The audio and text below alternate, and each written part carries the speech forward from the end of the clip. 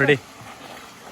আমরা এখন ঝড়ঝড়ি ঝর্ণার একদম উপরের চলে এসেছি।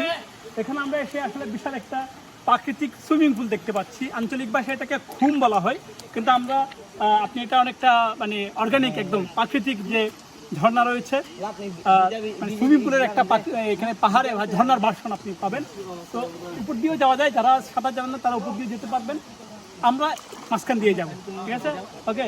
আমার এই ভাগিনাকে সাঁতার জানানো ভালো হয়েছে, তাকে আমি বুঝিয়ে দিচ্ছি। আমরা ইতিমধ্যে একটা বাঁদর দেখতে পেয়েছি, একটা বাঁদর এদিকে চলে আসছে। ওকে,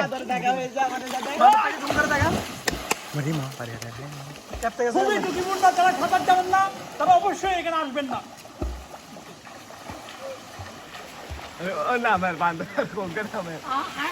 কি হলো ভাইয়া?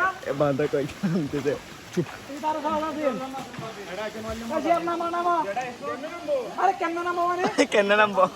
শুদ্ধ ভাষা ঠিক আছে।